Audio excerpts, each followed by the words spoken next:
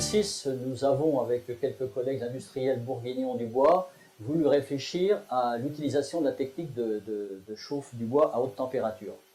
À l'époque, nous avons créé une association au Bois durable de Bourgogne et avons réfléchi, visité des installations, voir l'opportunité de faire une telle implantation. Et c'est là, après en 2008, 2 ans plus tard, que s'est créée la société Bois durable de Bourgogne, qui aujourd'hui est implantée à Vendée-Sécharolles. En chauffant du bois, en le montant entre 190 et 230 degrés, 2 phénomènes se passent. Le premier, nous en changeons la couleur, et les usages sont après en décoration, que ce soit pour faire du parquet, que ce soit pour recouvrir des panneaux, pour faire de l'utilisation plutôt d'intérieur.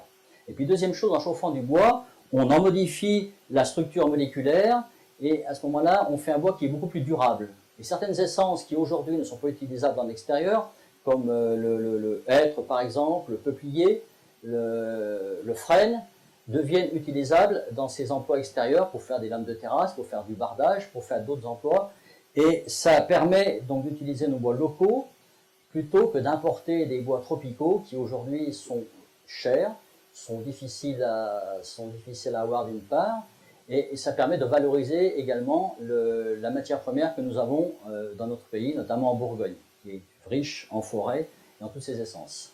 En 2009, nous avons mis en route notre premier four et avons connu un certain succès, déjà avec les partenaires qui avaient un certain volume de bois à chauffer, d'une part, et d'autre part, nous avons aussi fait appel à des industriels locaux, voire au-delà même de la Bourgogne, qui nous ont amené des bois à chauffer, appréciant la technique et en voyant l'efficacité. L'étude que nous avons réalisée portait donc sur le développement de la capacité donc, de traitement d'une part, et d'autre part sur l'optimisation de la consommation énergétique. Pour ce faire, nous avons fait une étude préalable.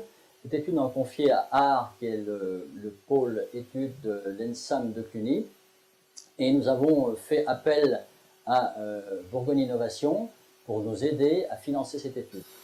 Robert Collet, donc je suis enseignant-chercheur à Arts et Métiers Paris-Tech de Cluny, donc une école d'ingénieurs. Et donc en tant qu'enseignant-chercheur, je travaille au laboratoire bois. Donc on a un laboratoire, on travaille sur les procédés, sur le matériau bois en général.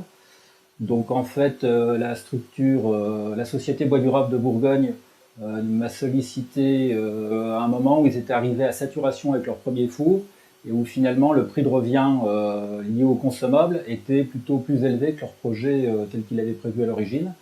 Et notamment parce qu'ils disposaient alors que de données du constructeur finlandais qui a surtout une expérience du traitement de résineux et peu des bois locaux, notamment comme le chêne. Donc l'étude avait pour objectif de à la fois vérifier la solution pour augmenter la capacité et aussi pour essayer de faire des économies d'énergie.